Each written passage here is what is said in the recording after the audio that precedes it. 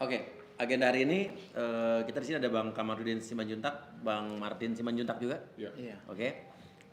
Di sini kita baru saya di sini baru bisa ngobrol soal dilaporkannya Bang Kamarudin Simanjuntak dan saya Uya Kuya ke polisi atas tuduhan yang kemarin dilaporin sama siapa kemarin saya namanya? Gerah. Oh, Gerah. Oke. Oke, dan yang ngelaporin siapa ya kemarin? Ustadz. Juliana. Oh, Pak Ustadz. Ustadz Juliana. Oke, Pak Ustadz Gerakan Juliana. Rakyat Anti Hoax. Oh iya, udah dihubungin ya. Kemarin juga Pak Ustadz Juliana udah dihubungin sama tim saya juga untuk diundang ke podcast saya, tapi tidak berkenan hadir.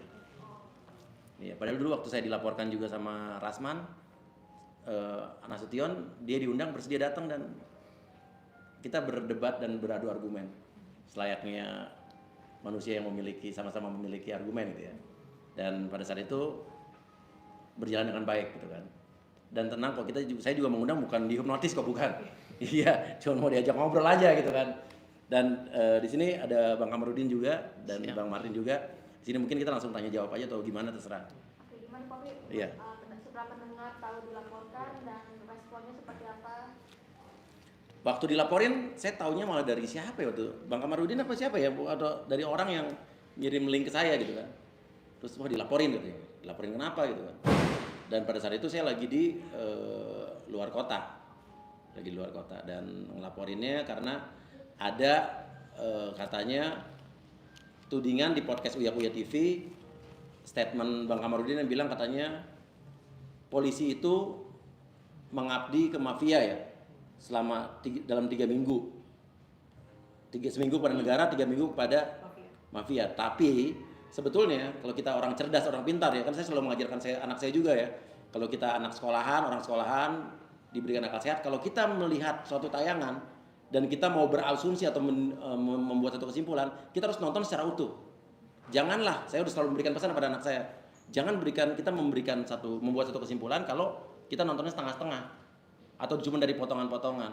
Nah, setelah saya lihat pas itu, kan saya lihat nih, ternyata isinya adalah Bang Kamarudin bilang gitu kan, bahwa di statementnya nih ya, polisi katanya mengabdi ke mafia, mengabdi kepada negara 1 minggu, 3 minggu pada mafia.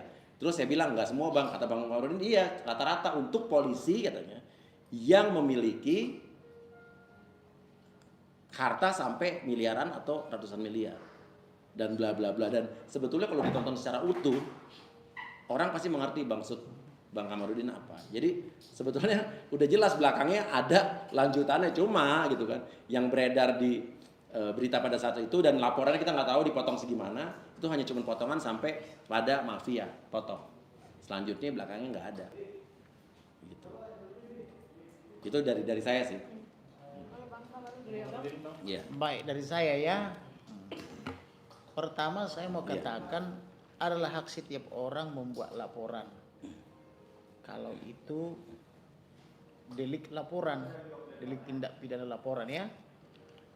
Kemudian kalau dia delik aduan, maka hanya korban yang berhak mengadu. Kalau dia bukan korban, dia tidak punya legal standing sebagai pengadu atau pelapor. Lalu masuk kita ke materi yang disebut dengan fitnah atau pencemaran nama baik. Siapakah yang terkena fitnah? Siapa yang merasa tercemar nama baiknya? Itu dulu. Apakah orang yang melapor ini merasa tercemar nama baiknya atau merasa terfitnah? Itu dulu ya. Nah, itu yang pertanyaan pertama. Yang berikutnya, apakah yang terkena fitnah ini pribadi, seseorang atau lembaga atau institusi negara? Gitu ya. Yang berikutnya. Yang berikutnya adalah apakah perkataan itu memang membahas seperti yang mereka tuduhkan atau membahas topik lain? Kemudian yang berikutnya, apakah pembahasan itu ada dasar hukumnya atau tidak, legal standingnya ketika dibahas? Ada surat kuasa untuk itu enggak? Yang berikutnya adalah bahwa apakah itu fitnah atau kritik? Kalau fitnah, dia menyerang nama baik seseorang tanpa diberikan solusi. atau hanya dibuka aib seseorang tapi tidak bisa membuktikannya. Kalau kritik, dia berikan kritik baik itu secara langsung bisa berupa perumpamaan, tetapi disertai juga dengan solusi-solusi apa yang harus dilakukan oleh lembaga yang dikritik misalnya. Sebagai contoh, ada wakil ketua Komisi 3 DPR namanya Desmond Mahesa dari Partai Gerindra. Begitu tertangkap Hakim Mahkamah Agung oleh KPK, dia mengatakan bahwa Mahkamah Agung itu adalah sarang koruptor. Ditulis tanggal 14 November 2022 hari Senin pukul 22 waktu Indonesia Barat. Mahkamah Agung sarang koruptor. Bagaimana cara memaknai kata-kata seperti ini? Apakah koruptor bersarang di Mahkamah Agung? Bikin sarang itu seperti rumah? Kalau burung kan sarang. Apakah seperti itu cara memaknainya? Tentu saya rasa orang berpendidikan akan tahu. Ini kan perumpamaan. Artinya bahwa Mahkamah Agung bukan lagi lembaga terhormat atau lembaga yang diagung-agungkan seperti dulu. Kurang lebih begitu. Karena mereka kan wakil Tuhan. Makanya disebut dalam irah-irah itu demi keadilan berdasarkan ketuhanan yang Maha Esa. Jadi kita memaknainya itu adalah seperti itu. Kemudian ada juga pernyataan Wakil Ketua Mahkamah Agung mengatakan bahwa mereka menyerah atau angkat tangan untuk memberantas Markus. Apakah Markus ini nama atau sebuah istilah? Itu juga harus dimaknai dengan tepat oleh ahli bahasa. Maka masuklah kita kepada kontennya Mas Uya Kuya atau Surya Utama. Waktu itu judulnya dibahas oleh beliau, isi rekening Brigadir J di bank lebih dari lebih dari itu. Saya ulangi ya. Jadi isi rekening Brigadir J di bank lebih dari itu gitu. Ini judulnya nih. Ini judul aslinya. Ya. Ini katanya yang dari Mas Uya Kuya. Kontennya itu saya sebagai narasumber. Saya sebagai narasumber itu adalah kaitannya saya sebagai advokat. Advokat yang mendapatkan 5 atau 6 surat kuasa dari orang tua almarhum Brigadir J. Karena ada pemeriksaan di pengadilan, yaitu saksi dari Bank BNI asal Cibinong ya, Bank BNI Cibinong. Saya diundang oleh beliau untuk berbicara tentang rekening ini. Karena ada masyarakat menganggap ada uang sangat besar di rekening almarhum. Nyaris 100 triliun kurang 1 rupiah. Karena diawali dengan RP 99 sampai 14 digit. Maka saya punya logika rasanya tidak mungkin. Kok ada uang angkanya 9 semua, sama semua sampai 14 digit. Saya mempelajari ini memang tidak semua teman saya tahu. Jenderal, Kombes semua pun nggak tahu.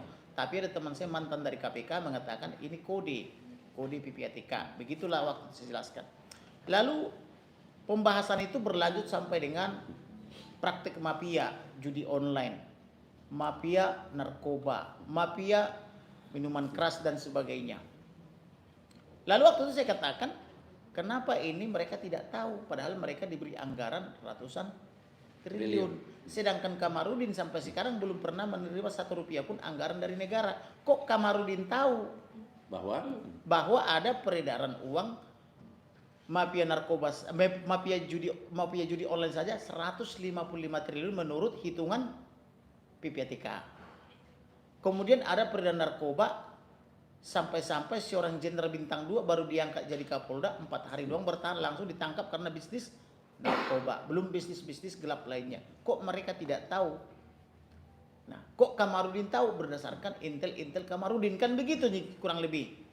Dan seterusnya sampai selesailah pembahasan itu ditutup dengan solusi waktu itu memperbaiki rekrutmen SDM kepolisian.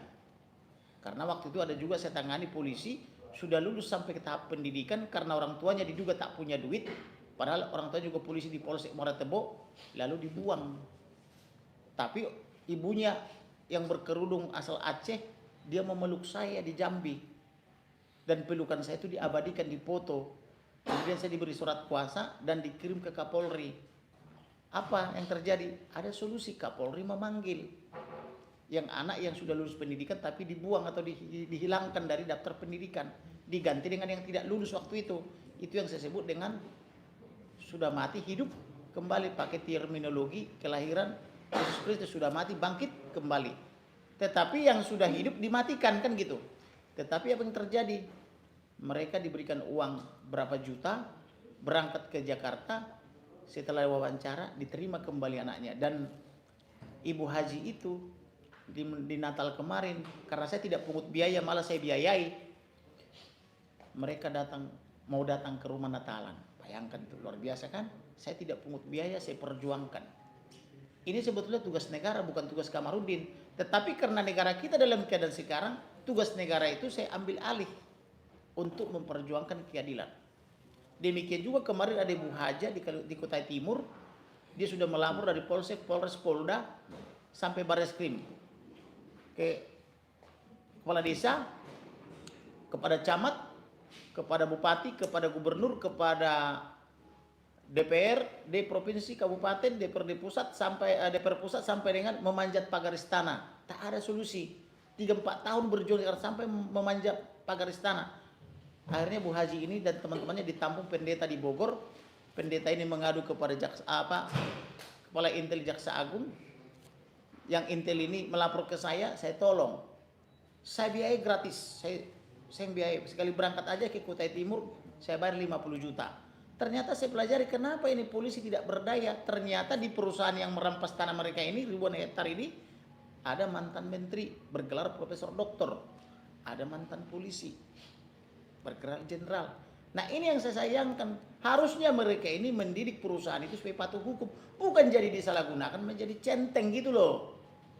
Artinya ini kritik-kritik saya ini tujuannya memperbaiki kinerja polisi, memperbaiki tataran hidup berbangsa dan bernegara. Harusnya ini tugas presiden, bukan tugas Kamarudin. Tetapi karena Kamarudin Simanjuntak tak telah terlibat dalam mengurusi semua itu, maka saya berkewajiban moral untuk mengkritik. Karena pertama saya anak cucu pendiri negara ini, yang kedua saya mantan pengacara Putri almarhum Soekarno, yang ketiga saya advokat.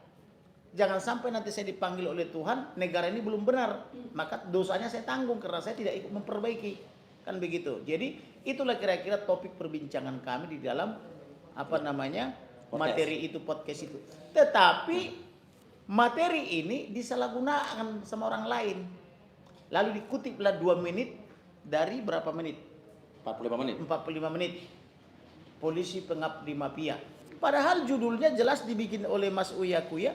Jadi isi rekening Brigadir J di bank lebih dari itu. Ini judulnya masih aslinya nih. Tapi ada orang punya kepentingan untuk menyasar saya, diganti judul.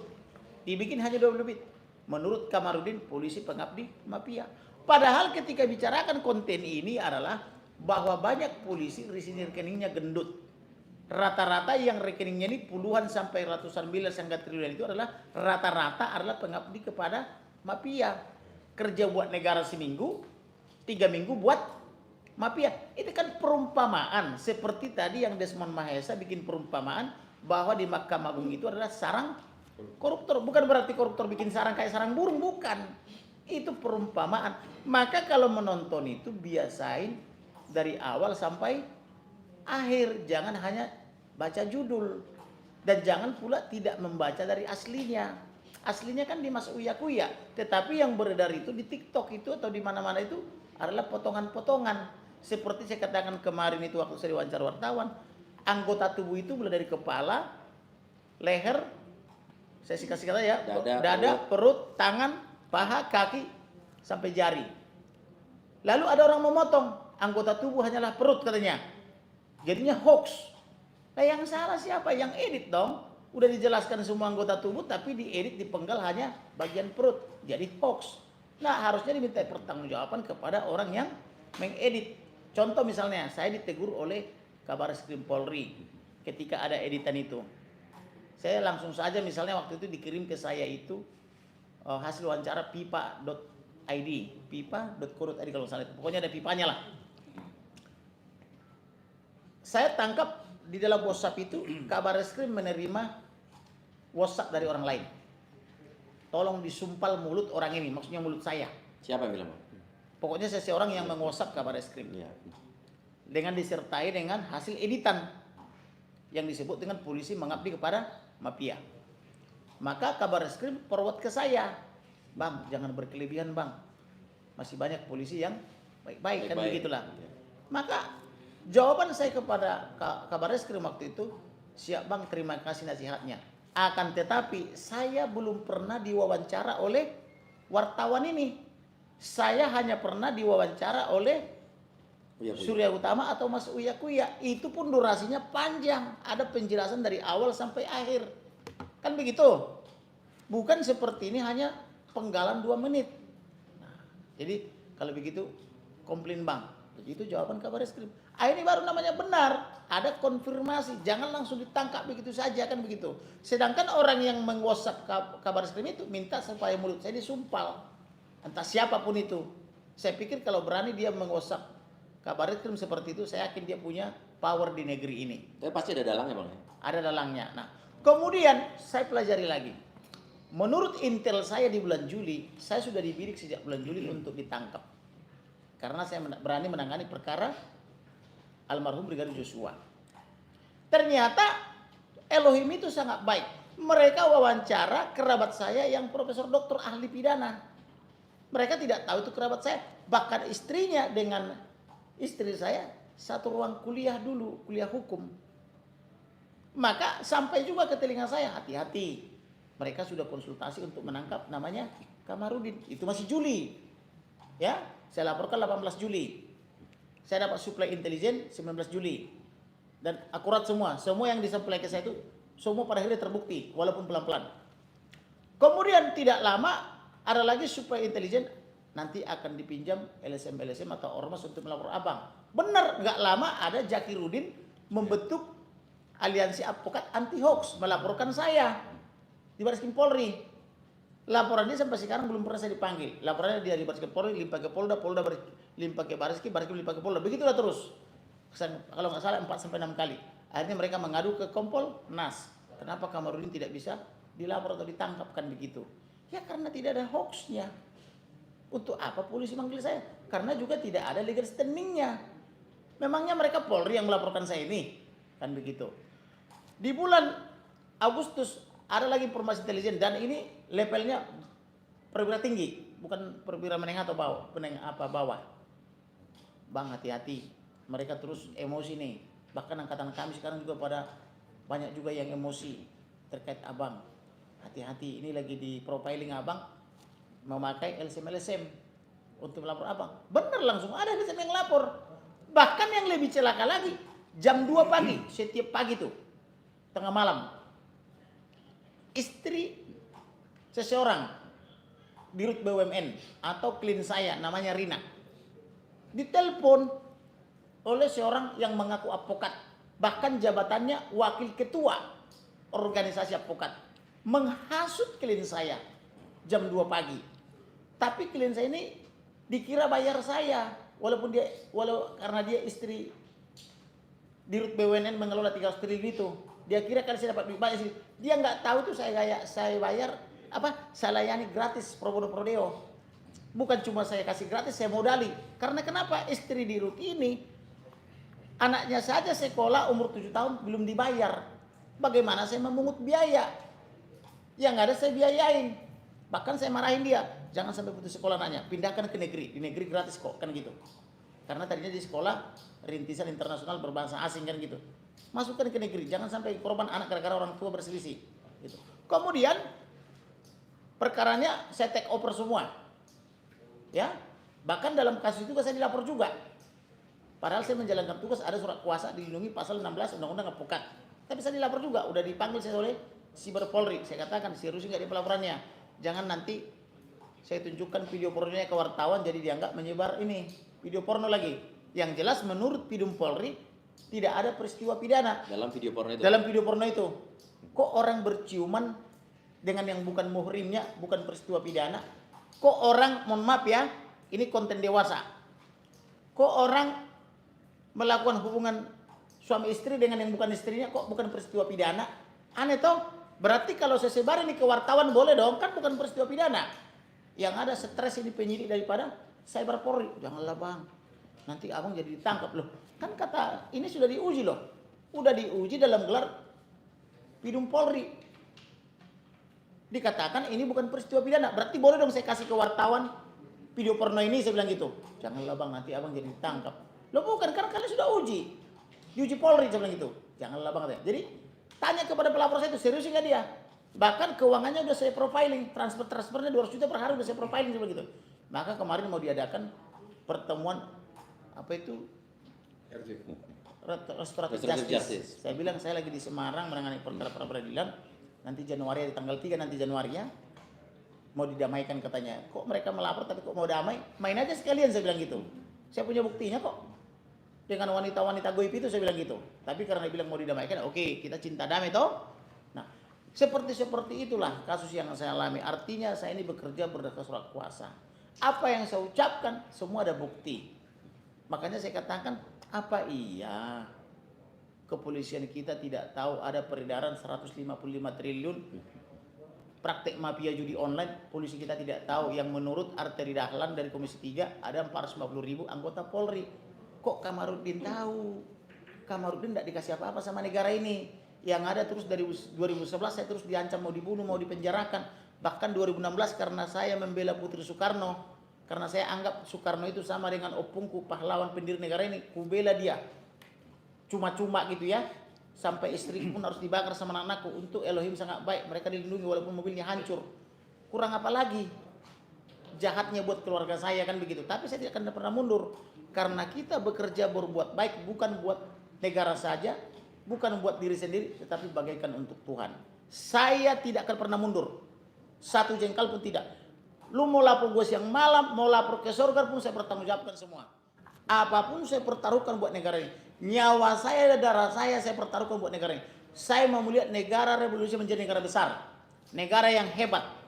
Maka saya bilang perbaiki SDM-nya, perbaiki anggarannya, perbaiki pendidikan pelatihannya, perbaiki pengawasannya, berikan sanksi yang tegas kepada yang melakukan pelanggaran disiplin atau kejahatan, tapi berikan juga promosi yang jelas kepada yang berprestasi. Kemudian lakukan evaluasi, lakukan pengawasan dari Irwasum, Irwasda sampai Propam, kemudian evaluasi.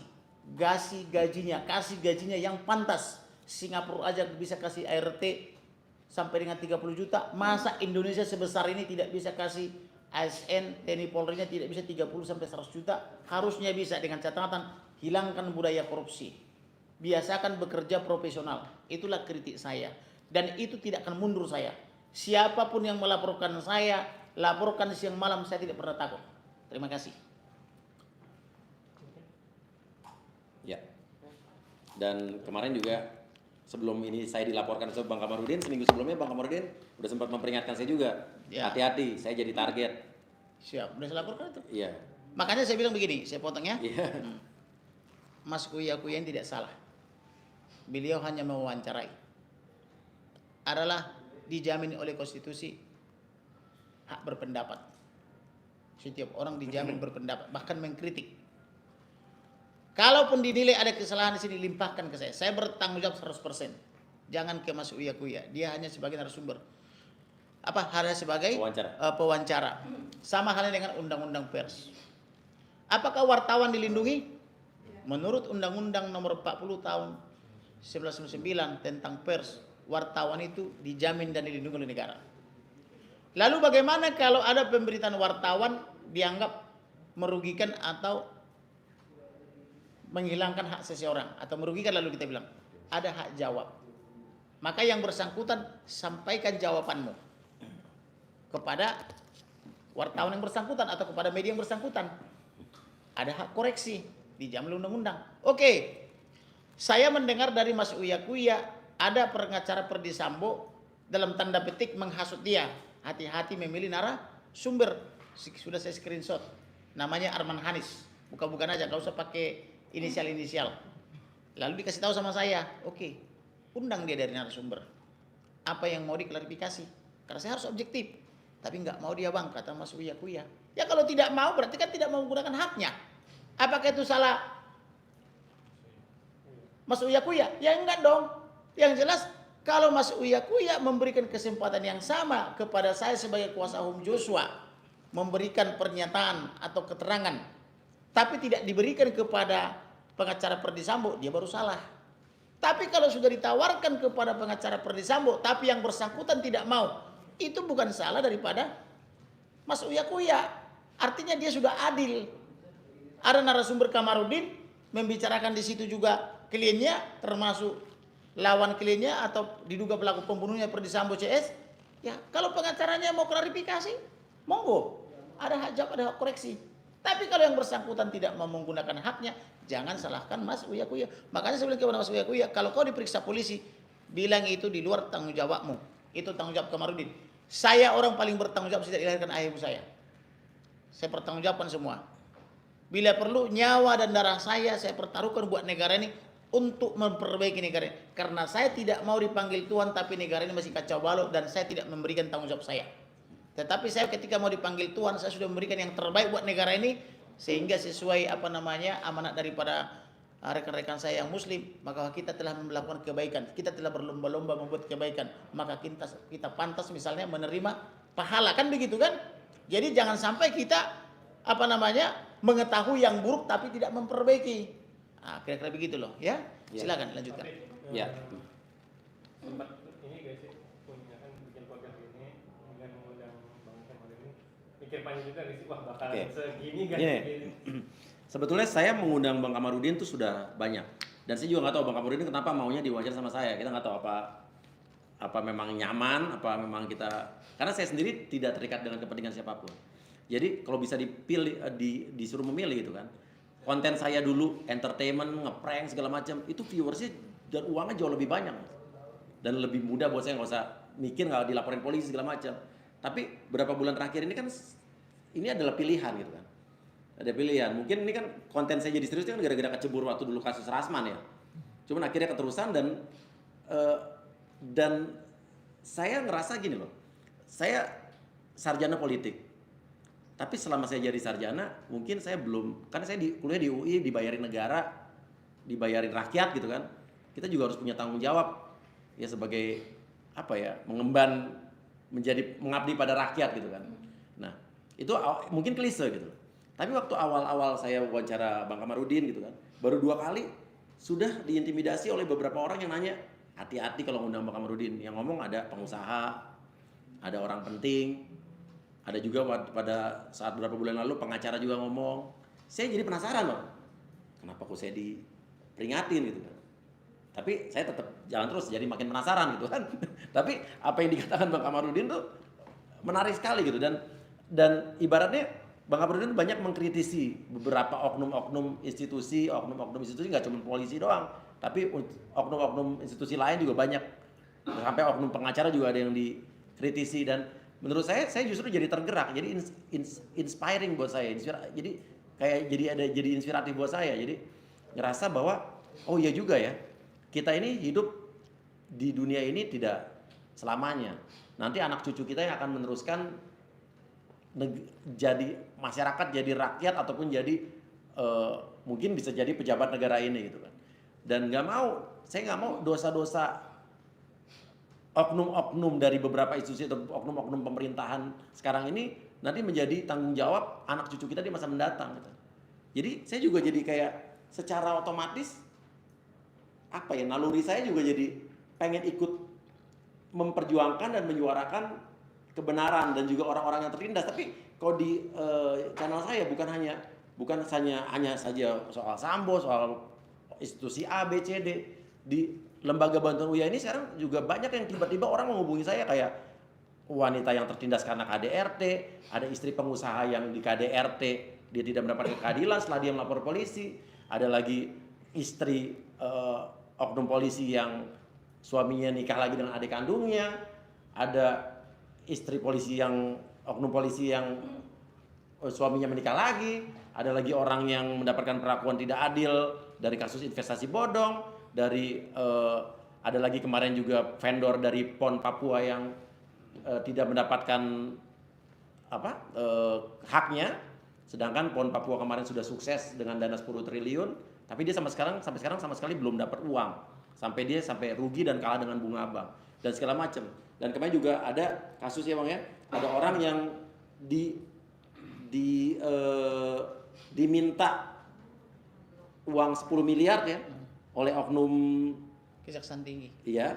Tapi setelah itu dia tidak mau memberikan, akhirnya dia tersangka. jadi tersangka. Dan itu setelah kemarin juga kita podcastin sudah mulai ada titik terang ya Bang ya. Iya. Saya peradilan kan kita menang. Iya, di peradilan menang, dan itu kan berarti kan kita membantu tugas negara juga, tugas penegak hukum kita. Jadi mereka jadi tahu. Ada lagi juga kasus wanita yang diperkosa oleh warga negara asing setelah bertahun-tahun ya. Wanita perkosa 2 tahun dia berjuang, malah dalam tanda petik diuangkan oleh penyidik Polres Jakarta Barat sebesar 120 juta. Datang ke sana ke saya dengan air mata. Saya tidak pungut 1 meterai pun, 1 rupiah pun gak saya pungut. Saya perjuangkan. Akhirnya digelar karena saya bawa menghadap kepada Jenderal Bintang 1 Karawasidik langsung menjadwalkan gelar. Sekarang perkara sudah ditangani. Jadi yang kita lakukan itu adalah kebaikan. Tetapi percayalah, kebaikan apapun yang kita lakukan tidak semua orang senang. Benar. Karena orang yang mengabdi kepada setan pun pasti tidak suka dengan kebaikan dan kebenaran. Jadi jangan pernah harapkan kita disenangi oleh semua orang, tetapi setidaknya kita berguna buat banyak orang. Sebagai contoh nih, saya sudah berkali-kali mengucapkan ini ya. Saya ketemu perempuan muslim biasanya itu mereka tidak mau disalam. Biasanya hanya begini aja. Tapi sejak saya menangani perkara ini, saya dipeluk tiap hari dan diajak berfoto dengan orang-orang itu. Bahkan kemarin ada pulang umrah. Tahu kan umrah kan? Mereka pakai seragam lengkap masih putih-putih dengan ikat leher itu apa ya, sal yang kayak oren-orenan di Semarang itu. Semua memeluk dan mengajak berfoto. Saya sampai meneteskan air mata. Bahkan ada di antara ibu-ibu itu ditarik tangan saya, ditaruh di pipinya begini. Loh, saya ini bukan orang kudus loh. Kalau saya santo atau kiai misalnya pantas lagi begini begitu. Sampai ditarik tangan saya diginiin loh. Artinya masyarakat senang. Saya bisa berjam-jam di bandara itu sambil menunggu pesawat. Tidak bosan-bosannya orang berfoto. Mulai dari ada APSEK, petugas bandara, kepolisian, tentara, sampai perwira tinggi. Saya bilang, kalian nggak takut sama saya?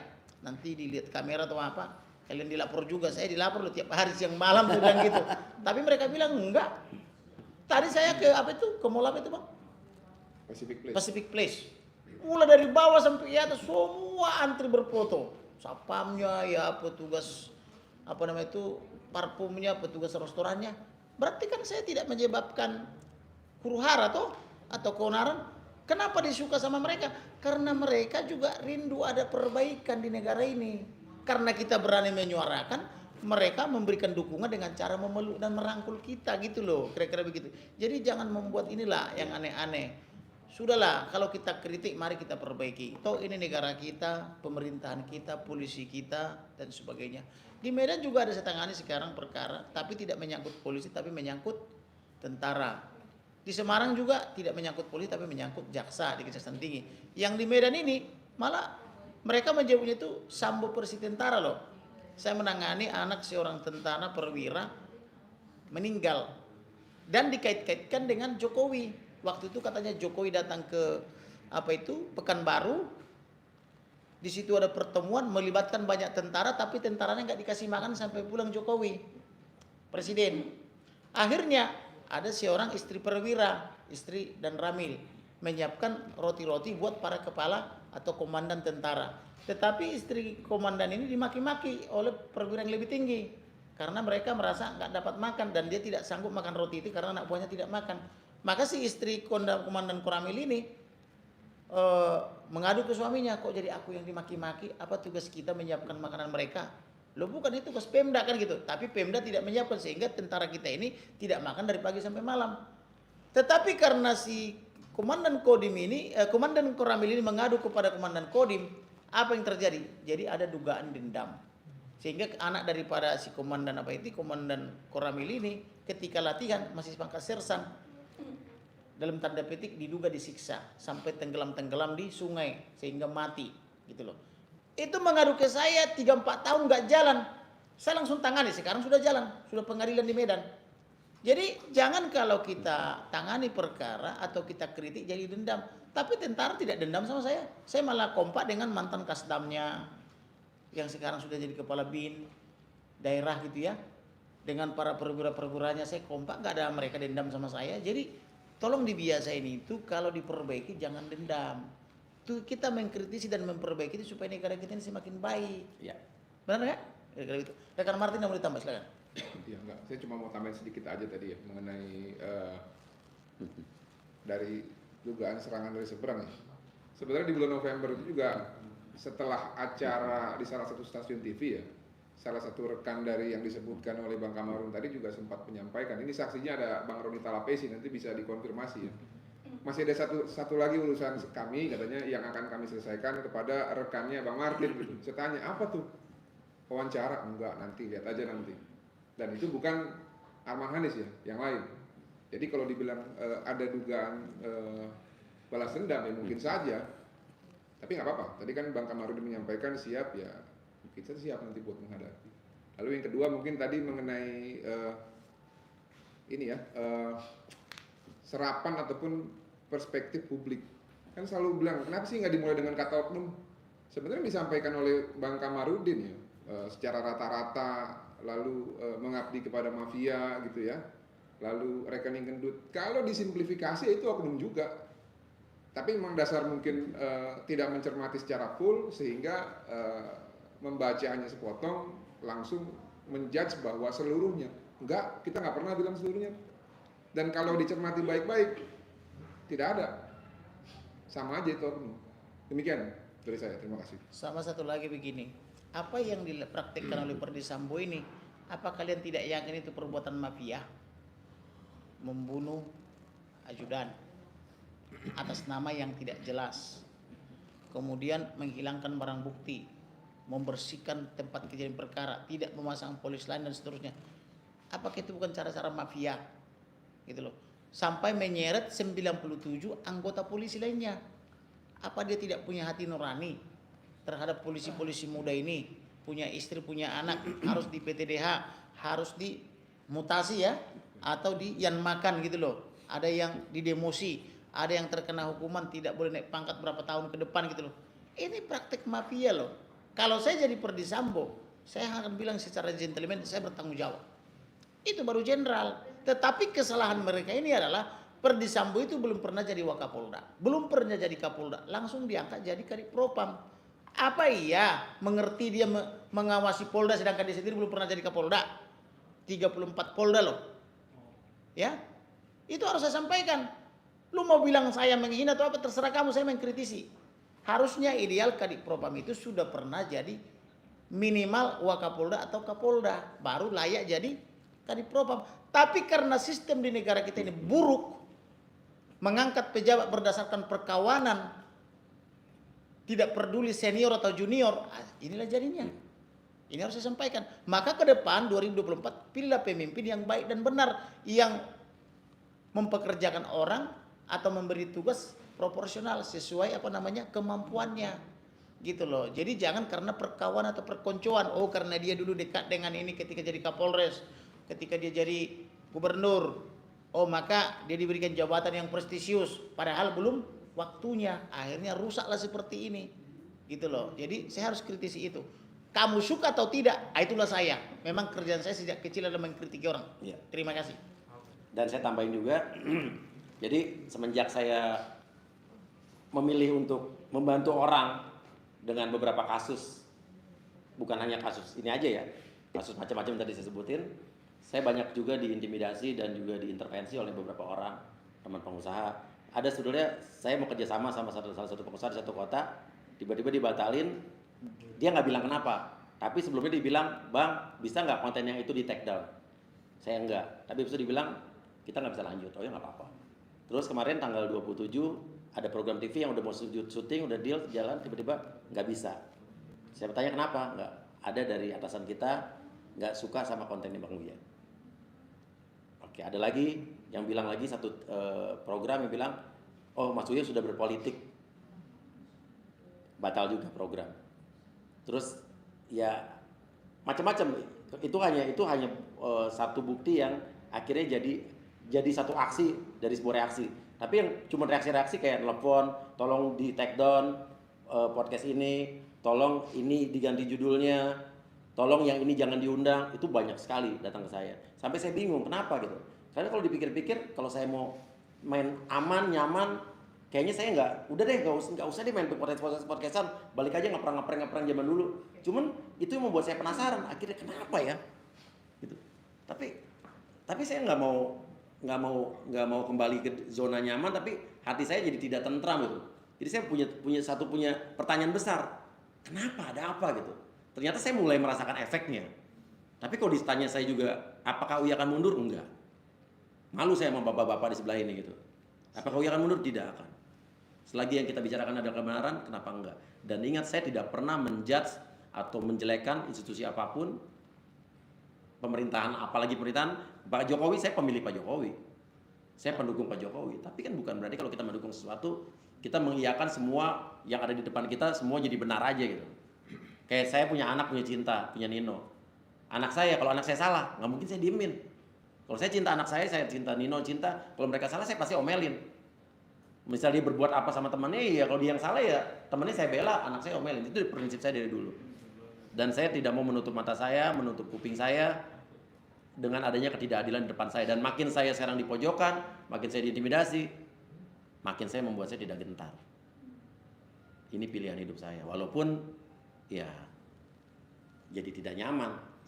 Dulu saya tidak pernah dilaporkan polisi, tapi setelah saya berkonten, berpodcast, itu surat amplop coklat udah banyak banget. Bukan hanya laporan somasi, udah banyak banget. Somasi dari ini, dari itu, kertas itu sampai dibilang sampai dulu apa somasi apa lagi, sampai dari stres, sampai sekarang saya ada somasi, somasi. Mau tahu nggak isinya? Udah lu baca aja deh gitu. Jadi udah macam-macam. Dan ya bisa dibilang ya tidak ada artis yang memilih di jalur ini, karena mungkin yang lain mau bermain aman dan nyaman aja. Cuman saya udah kecebur, kalau udah nyeburin kaki, udah kecebur segini, saya nggak mungkin naik lagi udah. Intinya kalau saya mundur, saya malu sama bapak-bapak yang di sebelah ini. Jadi itu aja. Jadi sebentar ya, soal yang dibilang Mas ini tadi, saya sudah lebih dulu mengalami itu. Jadi saya diundang ke salah satu TV nasional. 2 hari sebelumnya sudah dipersiapkan, bahkan layarnya sudah disiapkan. Tiba saya di studionya, tiba-tiba dibatalkan. Tapi bukan acaranya dibatalkan, narasumbernya saya dibatalkan, kemudian mantan Kabar Reskrim Susno Duwaji dibatalkan, tapi yang lain boleh. Saya bilang ini kok aneh gitu loh, kok narasumber yang dibatalkan tapi bukan acaranya. Kalau acaranya dibatalkan masih lebih fair, artinya acaranya dihilangkan. Tetapi ya sudah, ya saya bilang ya udah, kalau kalian mudah diintervensi, sampai selama-lamanya saya tidak mau bicara di situ lagi. Dan itulah TV-TV yang terikat kepentingan. Ya. Kemudian sebelumnya saya pernah dibangun panggung di Hotel Borobudur. Acaranya namanya ILC. Sudah makan-makan yang enak, tayang 5 menit lagi. Tiba-tiba dibatalkan karena Ilyas tidur di entah di mana. Tiba-tiba nggak bisa dihubungin. Lalu dikasih honor pembicara. Saya tolak. Saya di sini belum berbicara kok dikasih honor pembicara. Saya perlu penjelasan kenapa narasumber utama saya acara dibatalkan. Waktu peristiwa 212 ya, saya membela Putri Soekarno waktu itu. Dan itu buat saya sudah berulang kali di berbagai TV. Jadi itu pertanyaan dari Mas Uya tadi, kenapa nyaman di tempat saya? Karena di tempat Mas Uya ini saya lihat masih steril. Masih tidak bisa diintervensi. Tapi nanti kalau Mas Uya juga diintervensi, saya nggak mau juga diwawancara sama dia. Saya pilih nanti TV luar kan gitu, atau podcastnya luar kan gitu. Diintervensi udah Bang. Gitu Cuman kan saya terintervensi kalau apa mau, enggak, ya, kalau mau kan gitu loh. Jadi artinya soal mengintervensi ini memang saya dari dulu adalah pembicara yang tidak disukai oleh orang tertentu, tapi paling disukai oleh rakyat. Nah sekarang kita mau pilih rakyat atau orang tertentu kan gitu. Jadi itulah style saya tidak bisa merubah itu. Dari dulu memang gaya saya adalah mengkritik.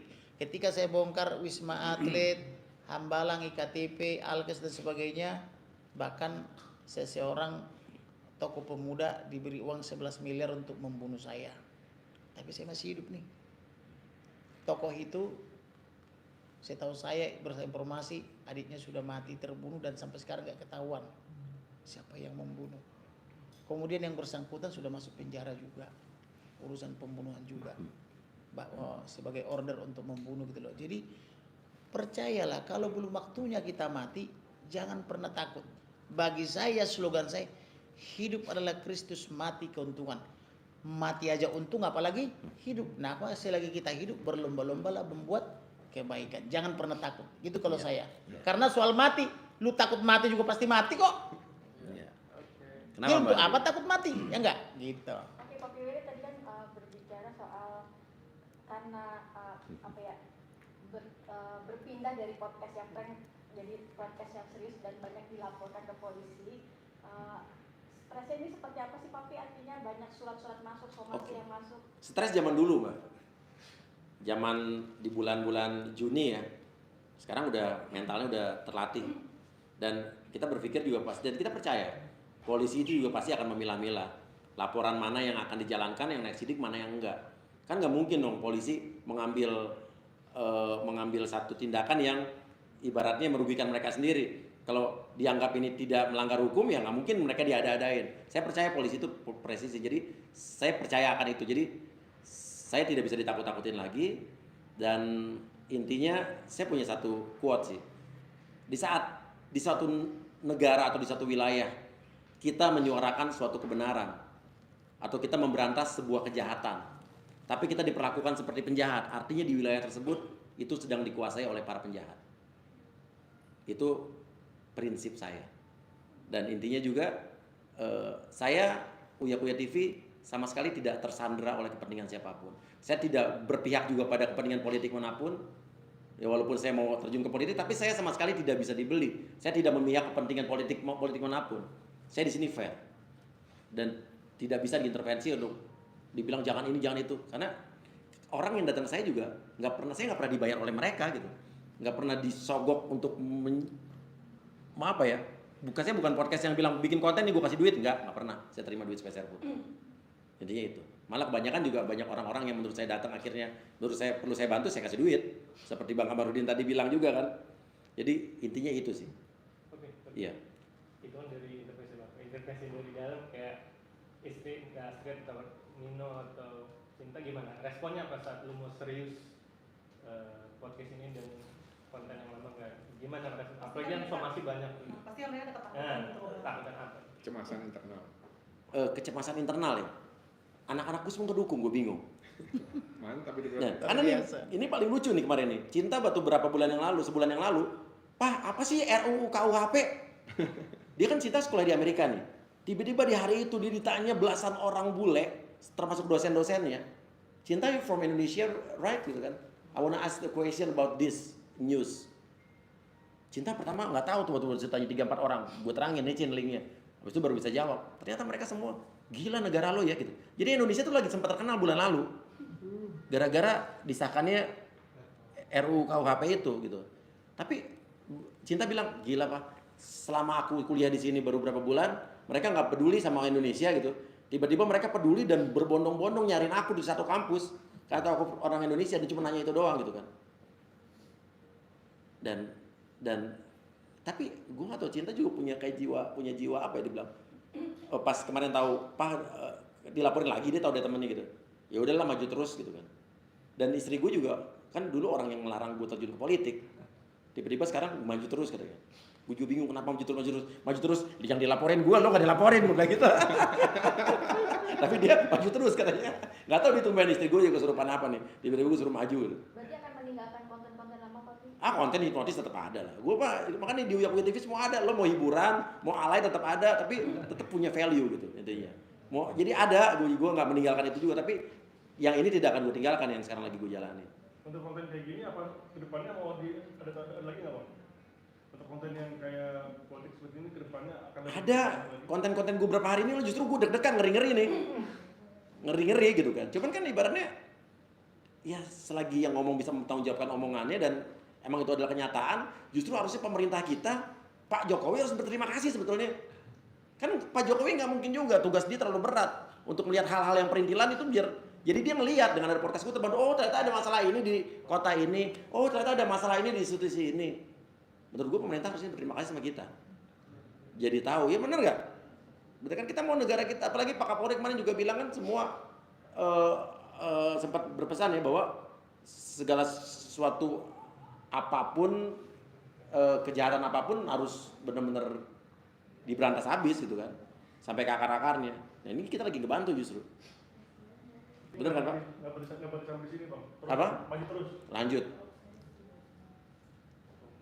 Oke. Kamarudin, dari izin bang, mau tanya soal teguran dari kabaris tadi bang. Iya. Itu seperti apa bang tegurannya? Jadi tegurannya itu saya menduga ya dari WhatsApp itu ada orang mengirim WhatsApp ke beliau menyuruh membungkam mulut saya, lalu diperwat ke saya dengan potongan dari podcastnya Mas Uya Kuya. Maka saya jawab, saya belum pernah diwawancara oleh wartawan ini maupun wartawan manapun. Saya hanya memberikan wawancara di tempatnya Mas Uya Kuya, dan itu dalam durasi yang panjang, bukan hanya 2 menit kan gitu.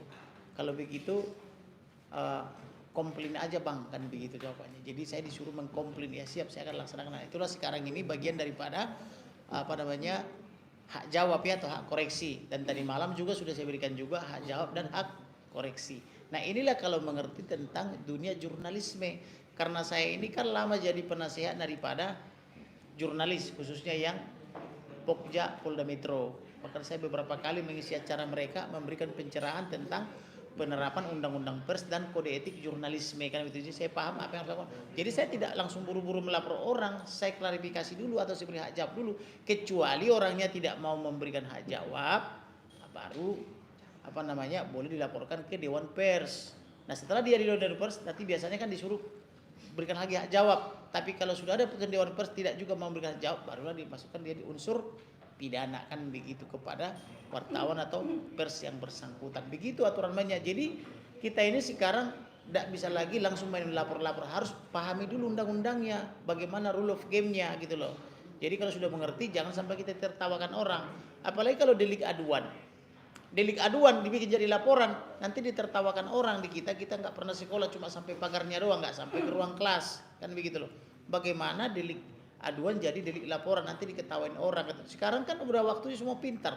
Anak-anakku aja masih kecil-kecil udah pintar, karena kenapa? Mereka tersambung semua ke internet, dan saya kasih makan buah dan sayur, sehingga walaupun usianya masih kurang lebih 10-11 tahun, pintarnya luar biasa, lebih pintar dari saya.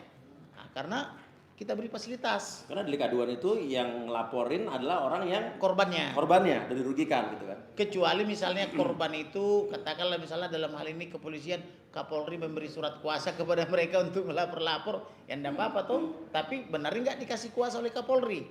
Yang kedua yang kita bicarakan, rata-rata polisi yang punya rekening gendut puluhan sampai ratusan sampai triliunan rupiah itu adalah mengabdi kepada mafia. Nah, apakah polisi-polisi yang rekening gendut ini telah memberikan kuasa kepada mereka? Kalau tidak ada kuasa, lalu legal standingnya melapor apa? Gitu loh. Jadi saya bukan yang ngeledek ya, tapi ya cerdas sedikit gitu loh ya, supaya negara kita ini bagus gitu loh. Jangan mau dimanfaatkan gitu loh. Semua kita bertujuan supaya negara ini bagus, tapi dengan berbagai cara yang berbeda.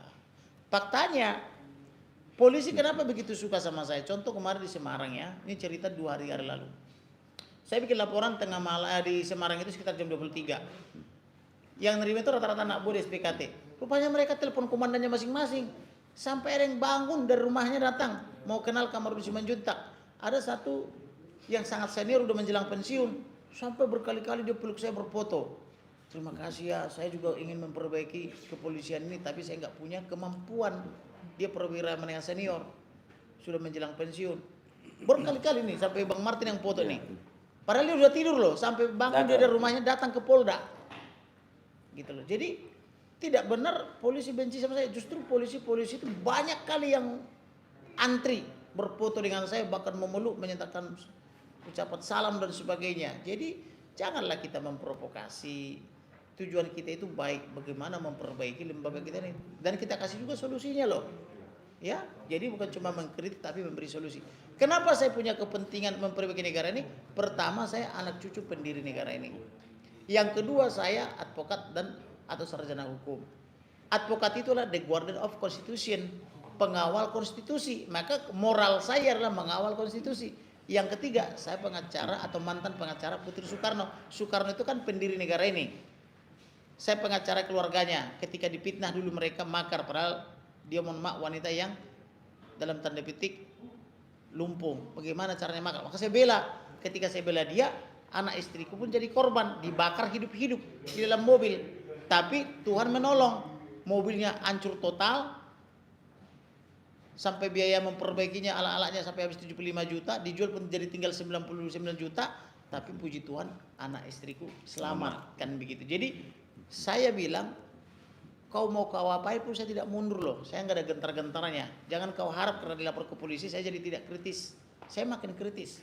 Nah, itulah tipe saya, karena saya dari kandungan ibu saya sudah kritis.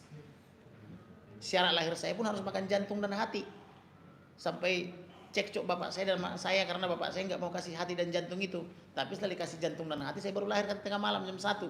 Nah berarti saya dari kandungan udah dipilih Tuhan untuk kritis.